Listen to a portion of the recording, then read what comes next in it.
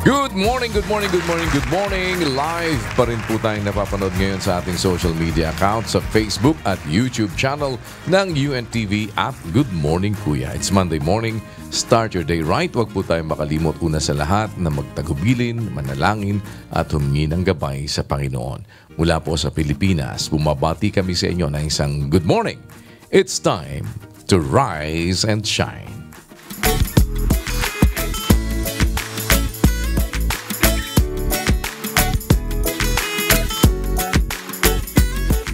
Ngayong araw po ay makakasama naman natin ang ilan sa ating mga kapatid sa MCGI Tanay Rizal Chapter upang tayo po naman ay sumaklolo sa ating mga kapwa-tao na nangangailangan sa dako po na yan.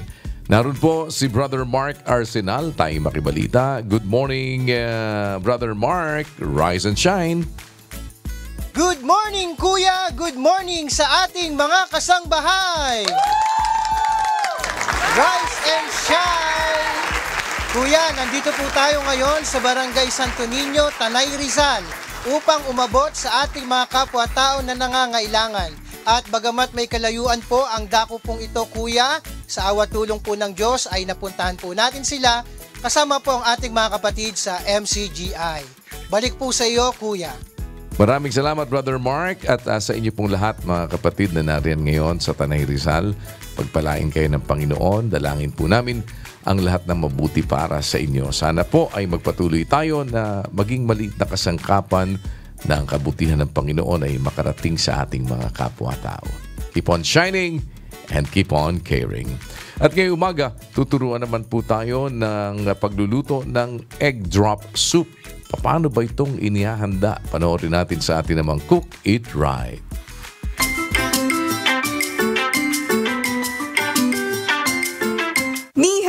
Good morning, Kuya! Rise and shine, mga kasambahay! Ngayong umaga ay gagawa tayo ng isang recipe that is originated in China. Oo, Chinese cuisine na naman tayo today! Yes, Ate Sar, ang tawag sa recipe na ito ay egg drop soup. Kaya ano pang hinihintay natin? Tara, magluto na ta! Let's cook it right!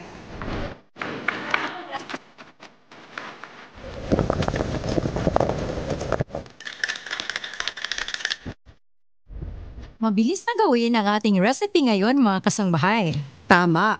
Kaya simulan na natin. Sa isang pot ay ilagay ang chicken stock, chopped white stem ng onion leaves, chicken powder, salt, and ground white pepper. Haluin at pakuluin. Kapag kumulo na, ay hinaan ang apoy at saka lagyan ng slurry. Ilagay ito gradually until ma-achieve ang tamang lapot ng soup at saka halu-haluin. Sa isang bowl ay ilagay ang itlog at saka lagyan ng asin at kaunting tubig, saka batilin. Kapag nabati na ay dahan-dahan at paunti-unti lang ang paglagay nito sa pot na nasa mahinang apoy. Haluin lang consistently ng paunti-unti at dahan-dahan upang ma-achieve ang egg ribbons. Lastly, lagyan ng sesame oil and sliced onion leaves. Serve and enjoy!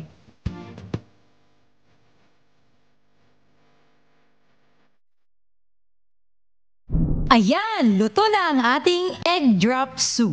Danwa tang ito sa Mandarin. Ibig sabihin, egg flour soup.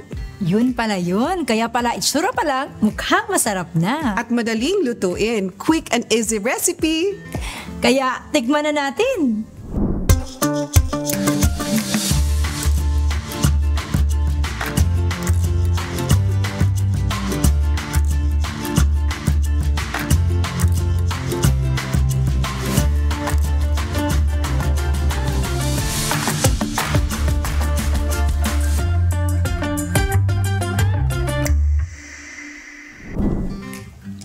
At huwag nating kalimutan, bago kumain, manalangin. Sarap.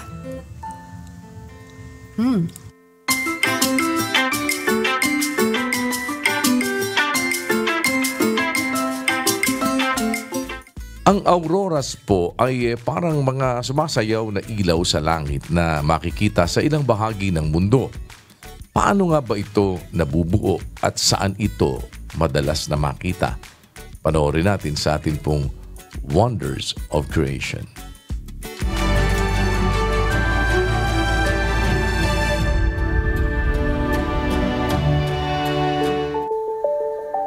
Sumasayaw na mga ilaw sa kadiliman ng kalawakan, liwanag na hindi gawa ng tao, kundi ng kalikasan. Ito ay ang polar lights na binansaganding northern at southern lights na makikita sa mga bansang malapit sa North at South Poles. Ang mga liwanag na ito ay mas kilala bilang Aurora Borealis. Pag-usapan natin ang spectacular display of lights that nature has to offer and has fascinated humanity for centuries. Ang Aurora Borealis ay produkto ng isang pangyayari. Nangyayari ito dahil sa banggaan ng electrically charged na particles na galing sa araw habang pumapasok sa atmosphere ng Earth na may iba't ibang klase ng mga gases. Dahil electrically charged sila, they are drawn towards the poles of the Earth's magnetic fields. Kaya sa mga lugar closer to magnetic poles lamang nangyayari ang celestial show na ito.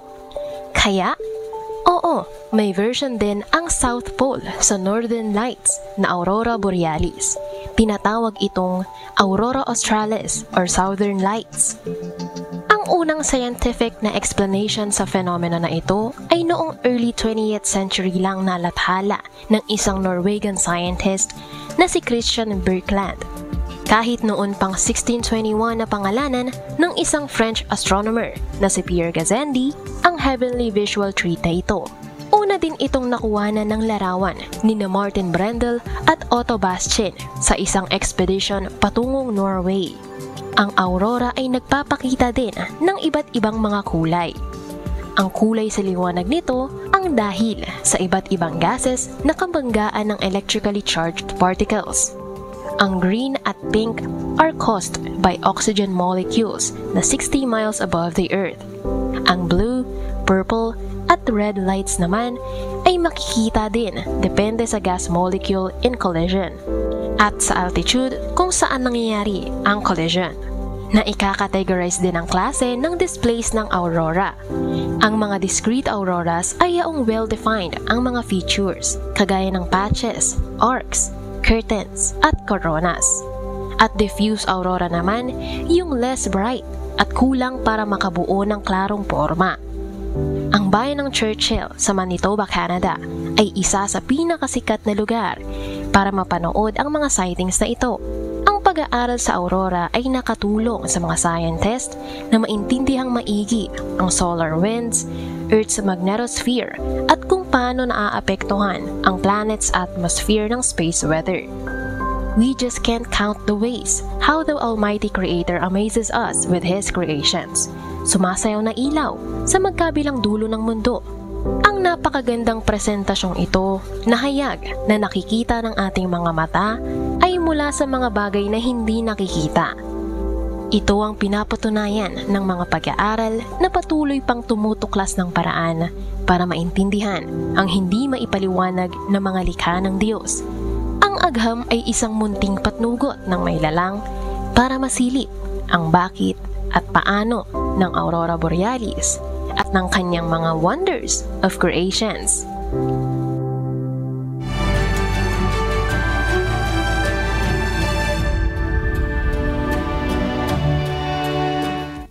Mapa, alikabok, pagkain o panahon, may mga bagay po talaga na maaaring makapag-trigger ng ating mga allergies. Ano nga ba ang sanhi nito at paano natin ito maiiwasan? Panoorin natin sa atin namang Now You Know.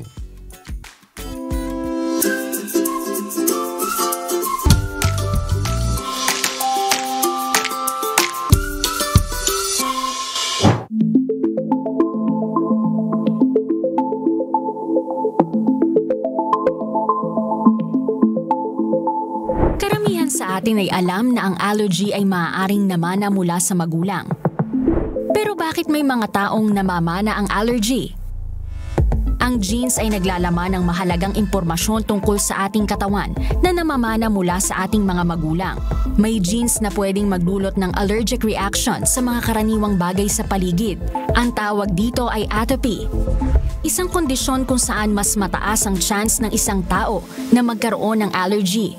Kaya kung may allergy ang magulang, posible rin na magka-allergy ang anak. Pero hindi ibig sabihin na lahat ng anak ay magkakaroon ng allergy. May iba't ibang factors na nakakaapekto tulad ng kapaligiran, lifestyle, at immune response ng bawat tao.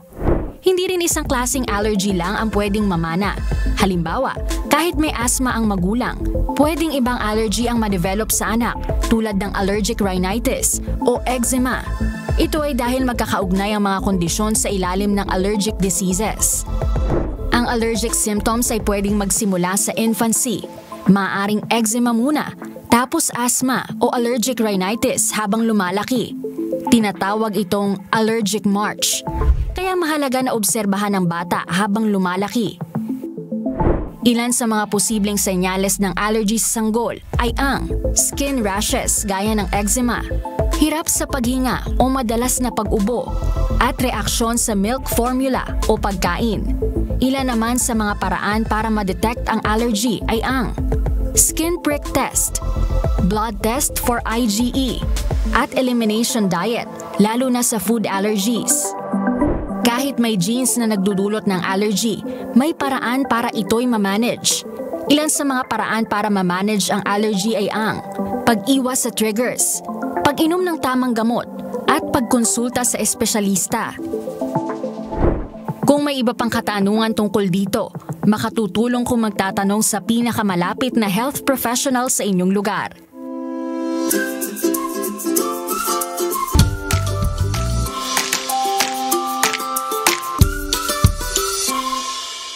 Sa panahon po ngayon na halos lahat ay mga instant at mabilisan, minsan po ay nakakalimutan nating pahalagahan ang pagiging pasensyoso o yung ating mga pasensya. Paano ba mapapalawak ito? Panoorin natin sa atin pong You Can Do It.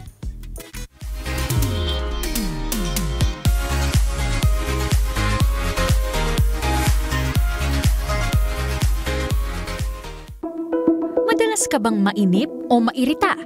Maikli ba ang iyong pasensya? May mga taong likas na pasensyoso. Meron din namang mga nahihirapan dito. Ang pagkakaroon ng mahabang pasensya ay isang katangian na marami ang benepisyo. Ngunit mas nagiging mahirap itong makamit sa panahon natin kung saan ang lahat ng bagay ay instant. Pero hindi naman imposible na ma-improve ito. Patience develops through practice and habit. Basta't pakatatandaan at gagawin lang ang mga tips na ito. Una sa lahat, maiging humingi ng tulong at gabay mula sa Diyos. Wala tayong magagawa kahit anong bagay kung wala ang tulong niya. Kadalasan din ay nawawalan tayo ng pasensya sa mga bagay na hindi natin kontrolado.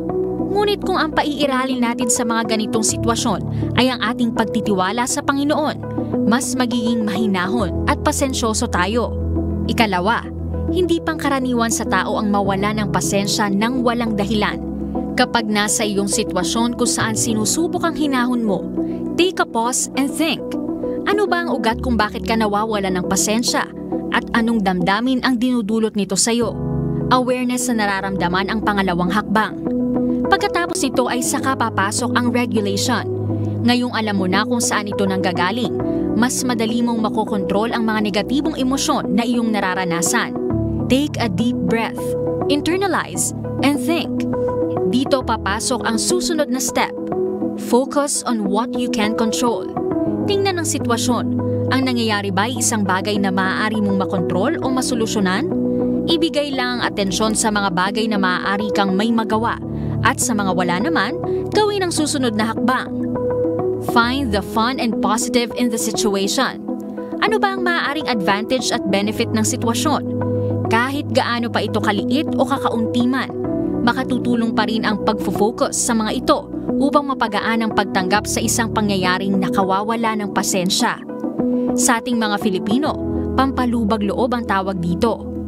Sa ganitong paraan ay hahantong ka sa panghuling step, Practice gratefulness. Kusang darating ang pasensya kung makikita natin na sa huli, higit na mas marami pa rin tayong dapat ipagpasalamat sa Diyos kumpara sa mga bagay na nakakainis at nakauubos ng pasensya sa ating buhay. Kaya susunod na masingitan ka sa pila, huwag nang sisigaw ha, hindi mahirap ma-develop ang mahabang pasensya sa tulong ng Diyos. You can do it!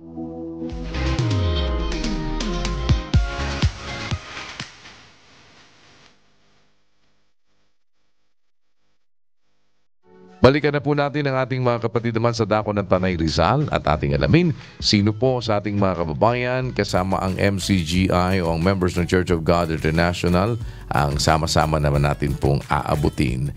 Naroon po si Brother Jolitz Matangat. Good morning, Brother Jolitz. Rise and shine. Good morning, Kuya! Rise and shine! Malamig na umaga po talaga ngayon dito sa Barangay Santo Niño, Tanay Rizal. At Kuya, nagpapasalamat po tayo sa may-ari na nagpagamit ng kanilang venue. Ngayon, si Ma'am Twinkle at si Sir Ryan Esquilio, owner po ng Fika Haven. Dahil talaga naman malamig ang simoy ng hangin. At hindi lang yon, Kuya, napakasariwa po dahil napapaligiran po tayo ng mga kabundugan at puno. Mula po sa bahay ng Tanay hanggang dito sa ating lugar na kadalasan ay dinarayo ng mga turista dahil sa angking kagandahan ng likas na yaman. At Kuya, ang ating recipient po sa araw na ito ay grupo po ng mga solo parent at PWD at grupo po ng mga kababaihan. At para sa ilang mga detalye, panoorin po natin ang video presentation.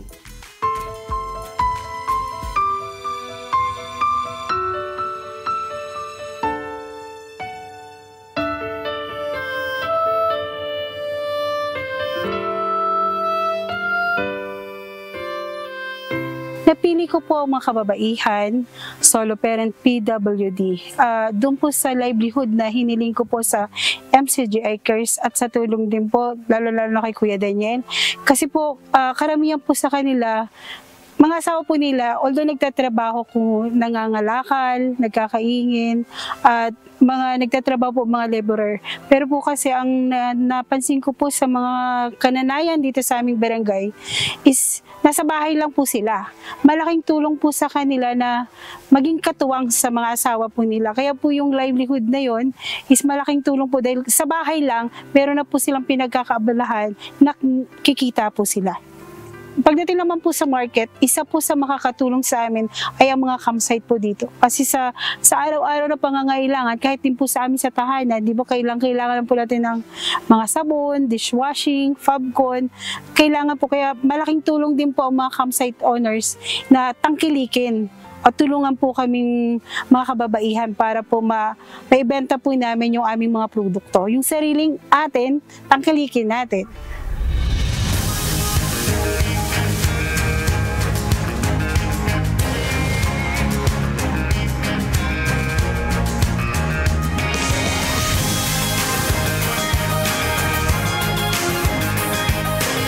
At Kuya, ngayong araw ay makakasama po natin si Kagawad Mary Ann Candoleta, ang ating requestor para sa ating mga kababayan dito sa Santo Niño.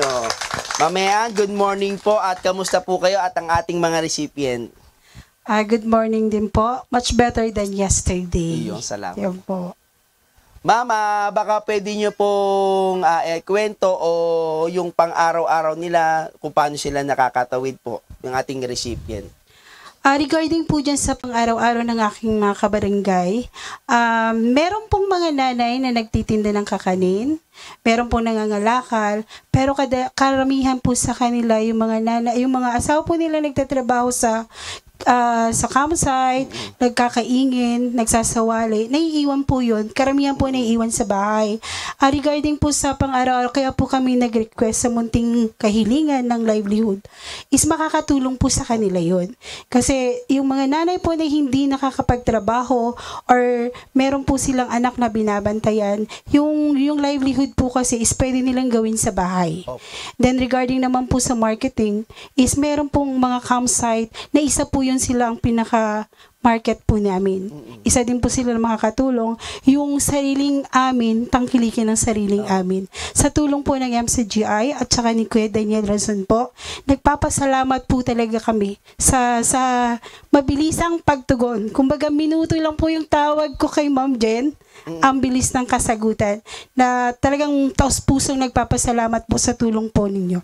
No, salamat po sa Diyos, Ma'am Mary Ann, at binigyan niyo po kami sa pamamagitan niyo po, binigyan niyo po kami pagkakataon na magawan po kayo ng mabuti. At salamat po sa Diyos sa pamamagitan niyo po, matutulungan po natin, maaabot po natin ang ating mga solo parent at PWD po dito sa inyong barangay. Salamat sa Diyos sa pagkakataon na makapaglingkod sa ating mga kababayan. At Kuya Daniel, bukod po sa MCGI Livelihood na ibibigay po natin sa ating mga kababayan, may libreng pagkain at free blood pressure mula po sa ating UNTV News and Rescue. Kuya Daniel, salamat sa Diyos sa pagkakataon na makabot sa ating mga kababayan na nangangailangan. We love you, Kuya! We love you all! Pag-ibig! Pag-ibig! Pag-ibig! Maraming salamat po, Kuya. Back to you po. Maraming salamat, Brother Jolitz, at sa lahat po ng ating mga kapatid. Once again, maraming salamat po sa inyong walang sawang partisipasyon at tayo po ay makaabot sa ating mga kapwa-tao na nangangailangan. Pagpalain po kayo ng Panginoon at ang inyong mga sambahayan.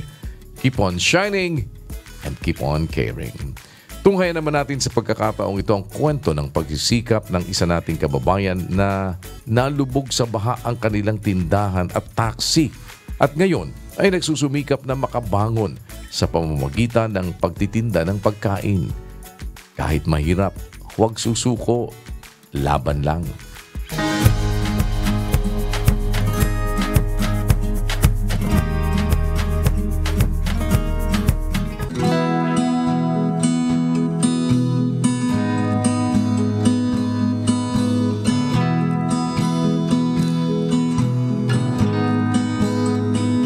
Ako po si Jeneline Baldomar, 45 years old po, nakatira po sa Noveleta, Cavite po. Bago po ako nag-asawa, dati po nagtatrabaho po ako sa EPSA. Then, di rin po ako nagtagal doon. Nakapagtrabaho po ako sa Binakayan hanggang sa nakapag-asawa na po ako. Tapos napatira po kami dito sa Noveleta po. Dati po may tindahan po ako dito sa bahay. Yung po yung pinagkakakitaan namin. Tapos nagtataksi po yung mister ko. Kaya lang po nung magkaroon po ng bagyo. Ito ang kalagayan namin ngayon. Halos kalahati na ng katawan ko ang tubig dito sa loob ng bahay. Wala na kaming magagawa. Kaya nagtaas na kami ng mga gamit. Ito, naglulutangan na. Inabot po ng bahay yung taxi. Bali po, nasira po siya. Matagal po siya bago po siya naipaayos. Napaayos naman po pero hindi na po siya pwedeng i-drive. Ang mister ko po ngayon, bali, extra po ngayon sa paghahanap ng trabaho. Minsan po may napapadrive po sa kanya. Yung po pinagkukunan namin ng pangangailangan hanggang sa meron po akong isang kaibigan na nakatulong sa akin. Inalok po ko na magtinda po ng siomay para po kahit papano, meron pong nairaraos po sa araw-araw, lalo na po may isang anak po ko na nag-aaral po ng high school. Ayun po sa araw-araw po na pamumuhay, araw-araw gigising ng maaga. Una po, syempre kasi napasok po yung anak ko sa school. Pero yung siomay po, naka-ready na po yun, iluluto na po yun ng kaibigan ko. Tapos siya na po maghahanda ng mga dadaling ko po dun sa pagtitinda. Bali po, pumupunta po ako dito. Mga 7:30 po ng umaga, nag-aayos na po ako sa bahay. Para pagdating po ng 8, andito na po ako. Para nakapwesto na po. Yun po, madali lang naman po yung preparation, kaya saglit ko lang naman po naayos yung mga paninda ko dito. Alas 8 po, okay na po, nakaprepare na po at may mga bumibili na po. Marami, minsan po may panahon po na matumal po talaga. Yun po, bali nung nagtitinda po ako na maulan po, tapos palakas yung hangin, nagkakandahulog po yung mga baso kasi plastic lang po yung mga ano doon eh. Tapos nililipat po ng hangin. Andun po yung time na kahit naulan po, bababa ako doon sa cart para pulutin ko yung plato, kaya yung baso na nahulog ng ano, kasi malakas yung hangin tapos basang-basa na yung lamesa.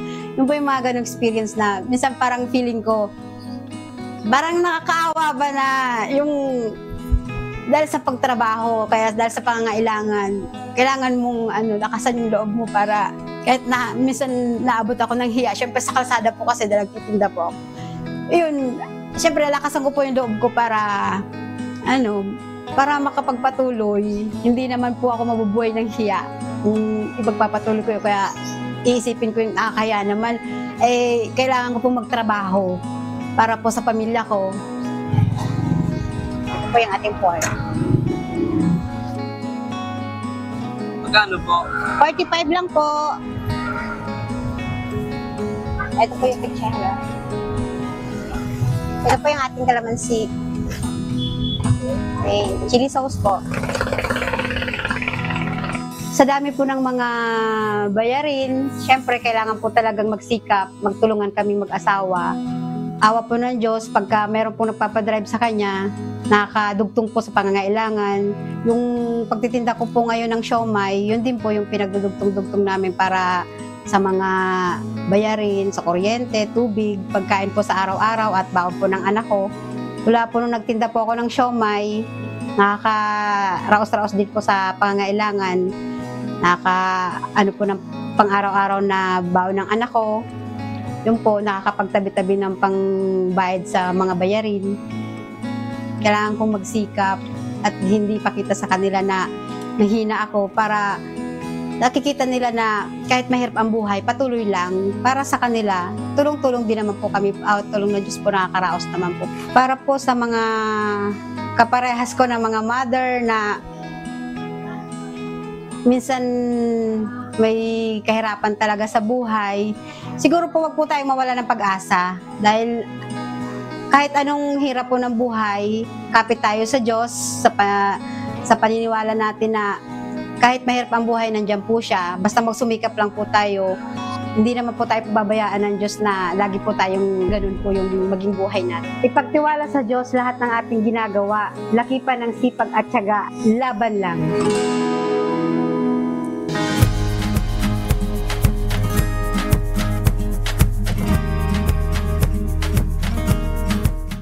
Sa atin pong viewpoint, muli nagtanong naman tayo sa ating mga kababayan tungkol sa isang issue. Ano ba ang kanilang pananaw dito? At saan mo ba nagugugol ang mas maraming oras mo sa buong araw? At bakit? Panoorin natin ang kanilang mga kasagutan. At atin namang alamin kung ano ang mga katwirang maaari nating makuha sa sinasabi ng banal na kasulatan.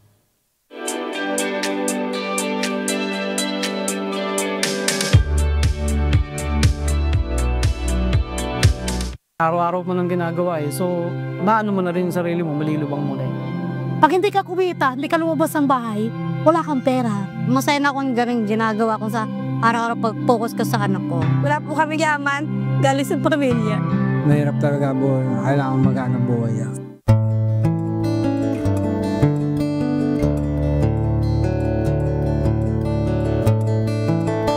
Pang-araw-araw ang pangmuhay dito na masada kami. Para sa pang-araw-araw namin gasutin. Kasi sa panahon ngayon, kailangan talagang kahit pa paano kumita ka para may makain ka. Mahirap talaga ang buhay niya. Mahirap talaga buhay. Kailangan maghanap buhay ka. Binugugol ko ang isang araw ko sa pagbibiyahe ng tricycle. Kasi ito yung hanap buhay ko. Dito binugol yung pangalmusal, pangangalian, at panggastos namin sa araw-araw. Siyempre may mga utang rin na binabayaran na dapat din bayaran. Para sa family ko, ginugugol yun. Para kami magkaroon ng magandang income. And then, halimbawa, umaga, mamamalengke. Pag nag-iimis na magluluto. And then, pupunta na ako, magtitinda na ako. Tapos maghapon na yun. Pag may counting income, may pagkain kami. Ganun, doon ka ginugugol talaga. Araw-araw yun. Sa trabaho. Para kasi sa future ng anak ko. Meron, pag papahinga, trabaho tsaka gala-gala, gano'n. Kasi may estudyante ako. Kaya araw-araw, doon lang ako focus ko. Atid sundo, bantay. Pero lang, umikot sa araw-araw. Minsan, siyempre, sa trabaho sa bahay, zawain bahay. Kaya katulad ngayon, magsimba kami. Biyernes, tara ng simba. So, may pagkasundo namin, dahil sinakami din, nasimba kami. Usually sa work, tapos more on promotion, mga contents, ayan, yung mga pinagkakabalak sa Zang. Siyempre para mabuhay. Kasi hindi naman pwedeng mag-stop ka lang dun sa ano. Wala po kami yaman, galing sa pamilya. Wala kami ganon, kaya kailangan natin kumain. Araw-araw sipag lang. Pamilya. Kasi doon lang makakasay sa tricycle na pamasada namin. Diyan na kami kukuha ng pang-araw na bubuhan. Yung tulad ng pagde-deliver ng parcel. Minsan po, nagde-deliver ako ng parcel sa mga tao. Dito rin po sa lugar namin sa Santa Rosa. Araw-araw mo nang ginagawa So, maano mo na rin sarili mo, malilibang mo na. Palaging ganito lang ang setup ng buhay ko kasi sa konting kinikita ko sa pagtitinda, doon namin kinukuha yung pagkain namin sa araw-araw. Kasi nagkasakit ang asawa ko, kung di nagkasakit, medyo mag-aanggan ang buhay namin. Tapos and then, yung isa kong alaga, yung anak ko, wala pang work. Medyo nagkaroon din ng konting hassle. Kaya hirap, mahirap ang buhay, talagang mahirap. Pag hindi ka kumita, hindi ka lumabas ng bahay, wala kang pera. Pag sa bahay, wala, gutom. Diba? Maliit lang ang income ko, pero ayos na. Pwede na rin, pero kitsagaan ko. Wala, puro trabaho lang kasi ngayon. Maghapon, puro trabaho. Tapos biyahe, yun, biyahe lang. Kasi yun lagi ang trabaho ko. Masaya na ako yung gano'n ginagawa ko sa araw-araw pag-focus ko sa anak ko. Pag-isikasa ko sa anak ko, araw-araw. Okay lang, masaya naman. Kasi syempre as someone naman na productive talaga, masaya ako na madami akong nagagawa kahit yung mga bagong barnay. Sa pananaw ng psychology, ang mga pinagkakaabalahan natin araw-araw ay sumasalamin sa ating priorities, emotions, at pangangailangang makaramdam ng acceptance mula sa ibang tao. Minsan, abala tayo sa mga bagay na nagbibigay ng panandaliang saya, pero hindi naman ito palaging nagdudulot ng tunay na kasiyahan. Kung Biblia ang tatanungin, ano ba dapat ang pinagkakaabalahan ng tao? Sa 6:12 ng Ecclesiastes, kapatid na Luz. Sapagkat sinong nakaaalam kung ano ang mabuti sa tao sa kanyang buhay? Lahat ng mga kaarawan ng kanyang walang kabuluhang buhay na kanyang ginugol na gaya ng anino. Sapagkat sinong makapagsasaysay sa tao kung ano ang mangyayari pagkamatay niya sa ilalim ng araw. Nakita nyo mga kapatid, sabi ng Diyos, merong mga tao ang kanyang buhay ginugugol niya parang anino.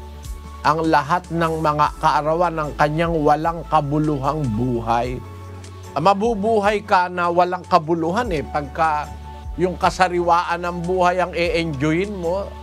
Pagka ang sinunod natin yung pita ng laman, ang sabi ng kasulatan, ginugugol mo yung buhay mo sa walang kabuluhan.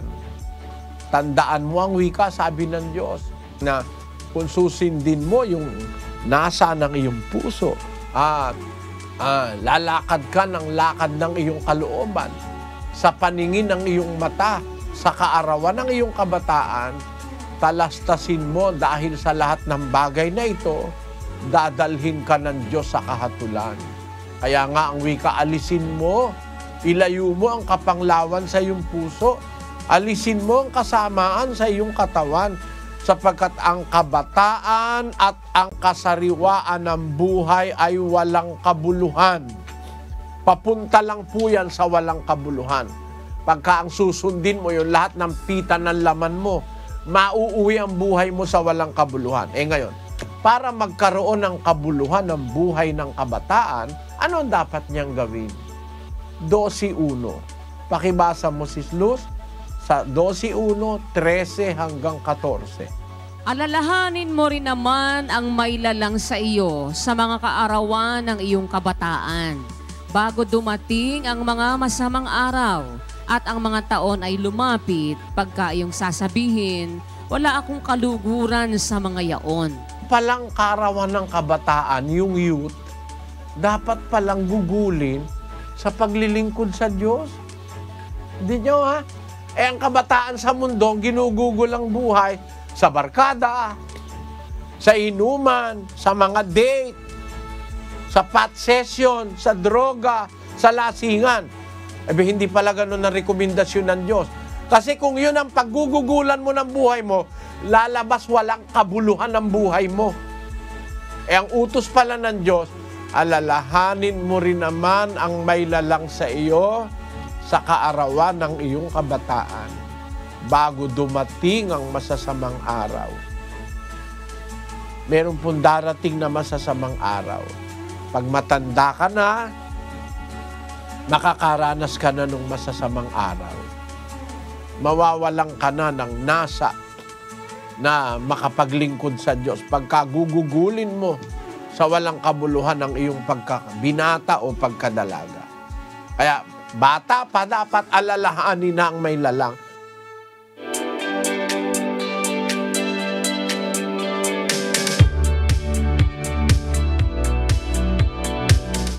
Sa atin po namang layunin na patuloy nating maipalaganap ang paggawa ng kabutihan at ang pagpapakita ng pag-ibig sa ating mga kapwa.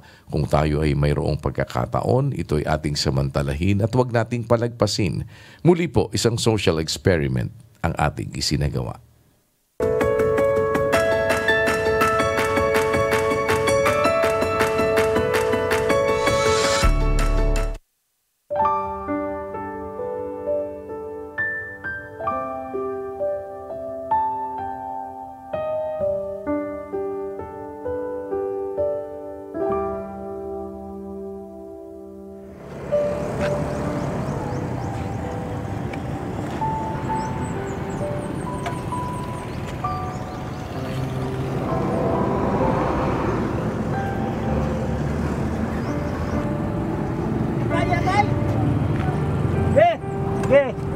Buwan to, saan may mga kargan mo di ay?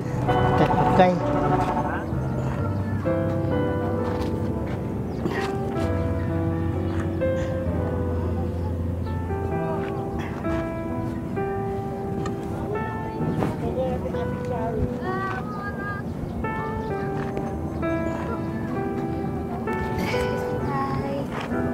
Excuse me, Tay. Gusto mo tubig? Pwede po. Salamat po. Salamat. Maraming salamat po. Kanina pa ako nauhaw eh.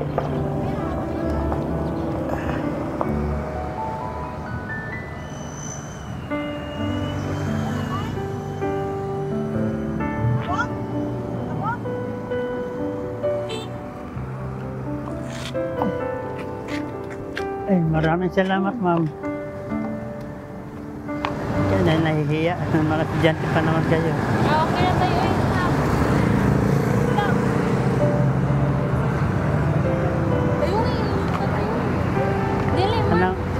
Anong piko? Piko. Para ba? Okay na sa inyo? Okay na tayo. Wala mo may klase piko. Kaya patong man may dito tayo. Kaya sa imong kariton tayo nga. Dira ka mo sakay ka ba? Pero doon ka na sakay lang. Ayaw. Mabugatan man mo kung ayaw. Sige lang, may magtulog bitaw. Tulog bitaw. Sakay ko diya. Oo. Haman niyo na piti butang. Sorry, pagkwanta. Ay, wait, tani. Sige. Gaano ko ni tay? Or 3 Sige. Okay na tay? Hapon na ikaw ulit tay. Kaya na bangga. Na may court.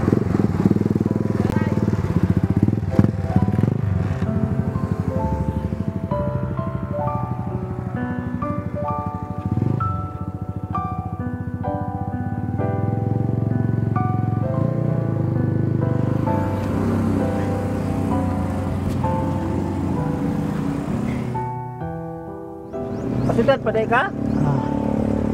Ya ako na doon.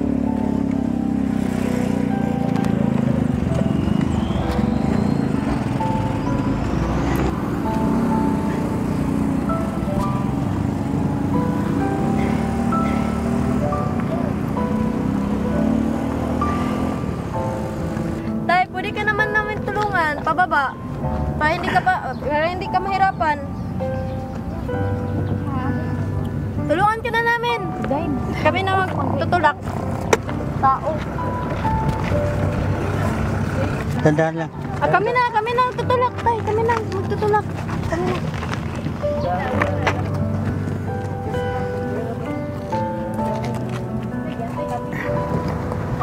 Hindi ka nahiya, ma'am? Okay lang. Asa mo kadapit? Pag-ibig tayo. Diyan lang. Sige. Sige lang, di lagi na sa lamuan. Hama ka prelong. Tapos Petron. Barian na lang. Petron. Sige, tabangan na ka ng Petron. Makakaya sa inyo. Diyan kayo. Okay, let's go. Ayun. Taro tayo. Oh, na. Exercise kita ini, ma'am. Mo na na itong gikuan, ma'am. Mo na na itong maan. Ingon nga magpa-gamay. Walang tayo. Hindi ka mahirapan mamaya. Ako, napakabait mo nun. Salamat po.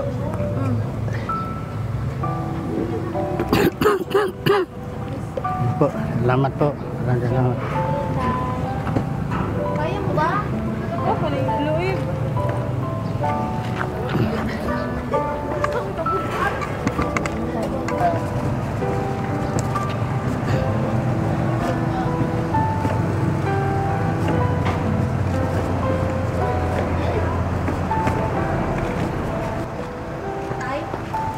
Pangkain lang to, ah. Sa'yo na yan. Pagkain. Yan lang kayo. Baka wala na sa inyo. Okay lang. Maraming salamat.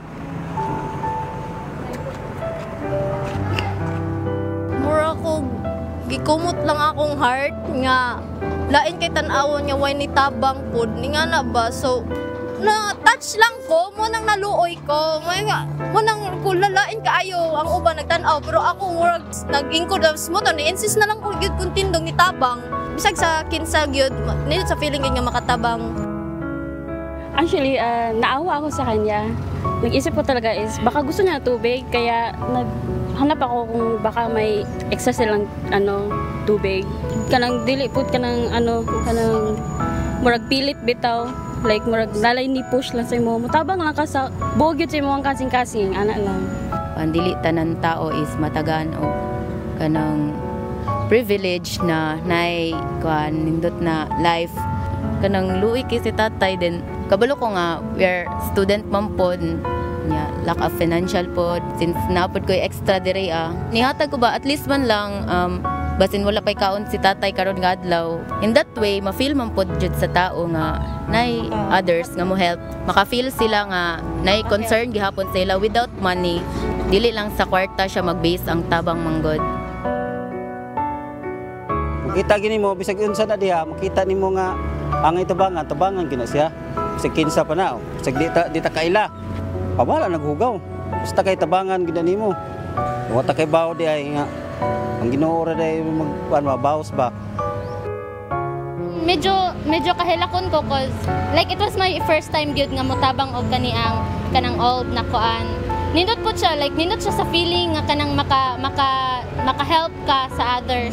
Oh, nag-enjoy lang gyud mi, nagkatawa-katawa ra gani mi, tapos niya na si tatay nga halagi katawan na mo nila. Wala mi nag-mind sa katawa sa uban, we were just enjoying lang gyud sa katang pagtuklod lang gyud kang tatay. Dili makuhaan atong dignidad if mo help ta sa others, di ba? Kanang dili mata like fully gyud nga makatabang sa ila. Kuan tabangan lang gyud nato sila nga kanang kaya nato nga matabang sa ila. Wala jud ko nalud-an kang tatay, biskan paggamay, wala jud. Kita kay mga daghan naman kay tang mga batan-on, why not help help other people, which is dili bitaw nila kaya na mo stand for themselves. Maisip bitaw kadiyot ay lang life, which is temporary ra man pud nimo sila tabangan. May na lang makatabang ka kadiyot sa ilang kinabuhi, bahalag gamay lang.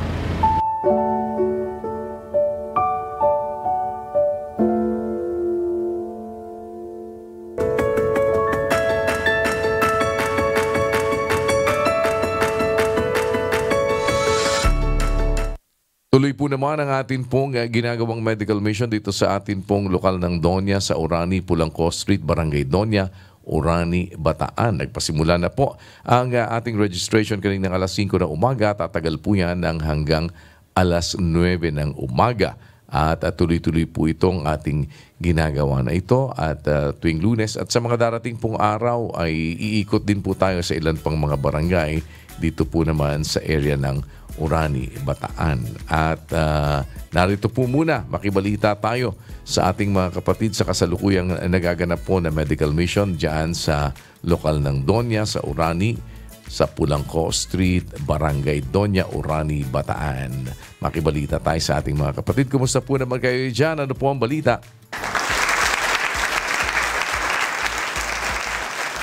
Good morning, Kuya! Rise and shine!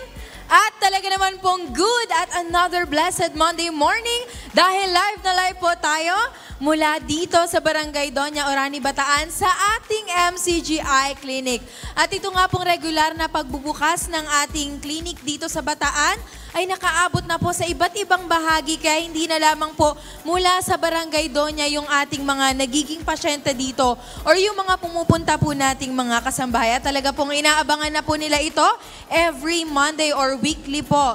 Kaya naman po, wala pa pong alas 5 ng umaga, nagsimula na po yung kanilang pagdating para agad na makapagpa-register sa kanilang medical services na i-avail ngayong araw. At syempre po, kasama pa rin po natin ang ating masisipag na MCGI volunteers and staff na lagi po nating kasama at katulong sa pagbibigay ng iba't ibang libreng serbisyo dito sa MCGI Clinic. At maliban nga po sa mga libreng medical services, ay mayroon din po tayong kaunting paalmusal po sa ating mga kasambahay para habang sila po ay patiently waiting sa kanilang waiting area, ay pwede na po silang makakain.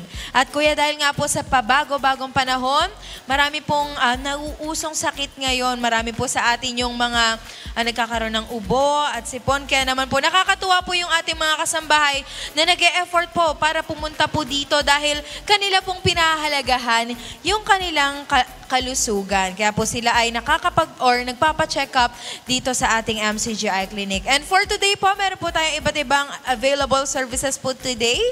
Kasama na po riyan ang ating adult medical consultation, pediatric consultation, and sa dental services, meron po tayong tooth extraction and dental cleaning. Meron pa rin po tayong optical services with free reading glasses. And of course, meron pa rin po tayong legal consultation para po sa mga kasambahay natin na gusto pong magpakonsulta tungkol sa mga legal na bagay naman po. At syempre, meron pa rin po tayong libreng gamot kung sila po ay resetahan ng ating mga doctors. Available po at makukuha na po nila ang kanilang mga gamot mula sa ating MCGI Pharmacy for free. At saka sa mga may dinaramdam po, open po ito every Monday. Mas maganda po na ipatingin po natin kung ano man po yung ating kalagayan. Sa halip na tayo po ay mag-self-diagnose para po maiwasan po natin yung ibang komplikasyon. Mas better po na maipatingin po sa eksperto para may tamang lunas at tamang solusyon po sa ating mga dinaramdam. At dahil maaga pa po, medyo mahirap pa po yung pag-travel or pagbiyahe papunta dito. Pero mula po dyan sa kanto ng Pulangco Street ay hindi na po natin kailangan mag-alala dahil meron po tayong MCGI libreng sakay tricycle na umiikot at umaarangkada para maghatid at magsundo sa ating mga kasambahay papunta dito sa ating area or sa ating MCGI Clinic. Ayan po, konting tulong na rin po para makabawas sa inyong pamasahe. Kaya naman po sa mga gusto pa pong magpa-check up, open po ang ating registration from 5 a.m. hanggang 9 a.m. Punta lang po tayo dito sa ating clinic sa Pulangco Street sa Barangay Doña, Orani, Bataan. At gaya po ng lagi natin sinasabi, lahat po rito ay welcome. Wala po tayong pinipiling lahi, edad, relihiyon, kasarian, o any group affiliations. Basta po nangailangan, welcome po at pwedeng-pwede pong pumunta dito sa ating MCGI Clinic. At ito po ay lagi nating pinagpapasalamat sa pagkakataong makagawa ng mabuti, gaya po ng aral na ating natututunan mula sa Biblia. At ito po muna ang update mula dito sa ating MCGI Clinic, Bataan. Balik po sa inyo, Kuya. Maraming salamat po at sa lahat ng ating mga kapatid na nagpa-participate sa tuwina para umasikaso at humarap at maglingkod sa ating mga kapwa-tao. Salamat sa Panginoon at sa inyong lahat, sa inyong partisipasyon. Pagpalain po kayo ng Diyos. At maaari po kayo makahabol pa hanggang mamaya pang 9 o'clock ang ating cut-off. At habang naghihintay naman kayo mapagsilbihan, meron naman din po tayo dyan na kaunting pangtawid ng gutom. Wala naman pong bayad yan. Libre po at walang pagtatangi natin itong ginagawa. Bukas po ito para sa lahat ng ating mga kapwa-tao. Ito po ay hatid sa inyo ng members ng Church of God International o MCGI na hindi po naman natin i-discriminate yung mga hindi natin kasama sa pananampalataya. Kung meron po kaming maipagsisilbi sa inyo, ay bukas po ito. Ano man ang inyong religion, ano man po ang inyong political affiliation, wika, gulay, laki. Kung meron po kaming munting magagawa at maipaglilingkod sa tulong at awa po ng Panginoon, ay nariyan po naman ang ating patuloy na serbisyo sa ating mga kapwa-tao sa karangalan ng Diyos na atin pong pinaglilingkuran. At kami po nag-aanyaya din sa continuation ng ating pong mass indoctrination isinasagawa. Ito po'y pag-aaral naman ng mga doktrina ng ating Panginoong Jesucristo. Mamayang gabi po, nasa day 6 na tayo, 7 p.m. Sana patuloy po kayo na sumubaybay. At ang Rise and Shine segment dito po sa ating Good Morning Kuya program ay sumasa inyo naman every Monday, 6 o'clock in the morning. Ang atin pong mga public services, ang ating mga serbisyo publiko ay inyo pong masasaksihan at maaari po kayong makalapit din naman sa ating pong programang Serbisyong Bayanihan mula Lunes hanggang Biyernes, alas 4 naman po yan ng hapon. Dito pa rin po sa UNTV at sa iba't ibang mga platforms na atin pong ginagamit.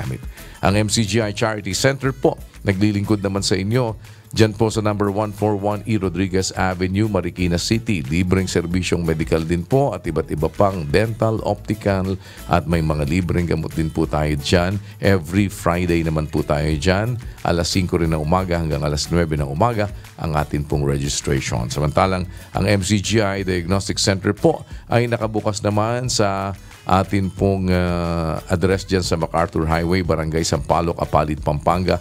Lunes hanggang Biyernes naman po yan. Maaari din kayong makapag-avail ng iba't ibang mga serbisyo po na libre. At ang UNTV Mobile Dental and Optical Clinic, ayan po ay umiikot din sa iba't ibang dako ng ating bansa. At nagsisilbi din po sa ating mga kapwa-tao. At kagaya ngayong araw ng Lunes, nariyan po yan sa atin pong lokal sa Doña Orani sa Bataan. At minsan pa, maraming salamat po. Nag-aanyaya po kami. Hindi pa po tapos ang ating programang Good Morning Kuya. Iba't ibang mga segments pa po ang sa inyo sa loob lamang ng ilang sandali. Samantala kami naman po ay pansamantalang magpapaalam at iiwan namin sa inyo ang isang awiting nagpapahayag ng pagmamahal at pag-asa. Sa kanyang rendition ng awiting, Ikaw ang Pag-ibig. Narito po si Brother Raynan Nueva para sa ating On a Good Note. Mananatili pa rin po na ang pinakamataas na pagpupuri at ang lahat ng karangalan ay sa Diyos na ating pinaglilingkuran. Maraming salamat sa inyong pagsubaybay. Keep on shining and keep on caring. Good morning.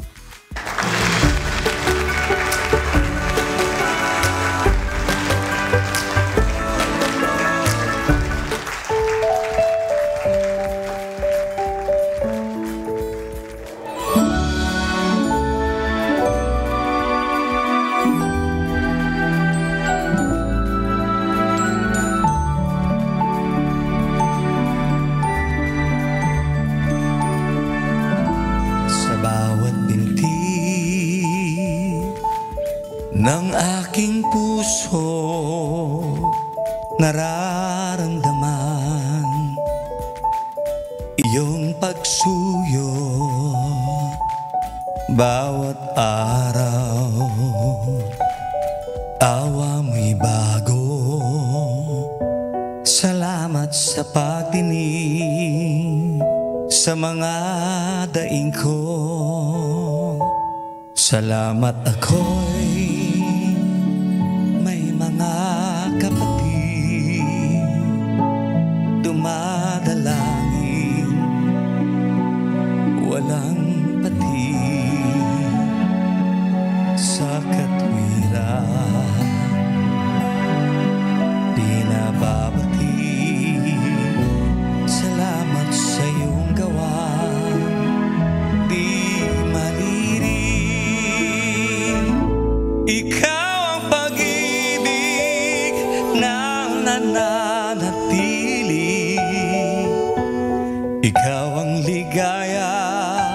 kung may dalamhati.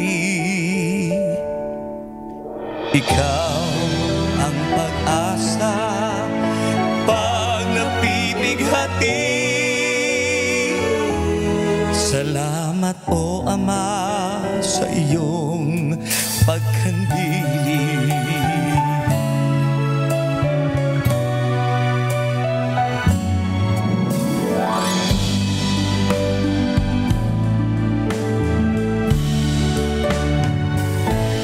Iyong salita'y aking kaaliwan, gagalakay iyong kautusan.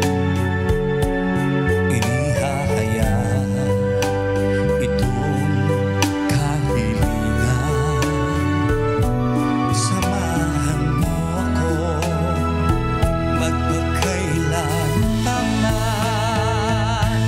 Ikaw ang pag-ibig na nananatili. Ikaw ang ligaya kung may dalamhati. Ikaw ang pag-asa pag napipighati.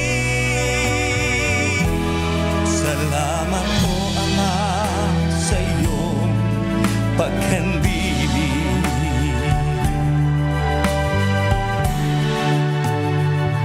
At doon sa langit na iyong bayan, naway makarating aking kaliitan.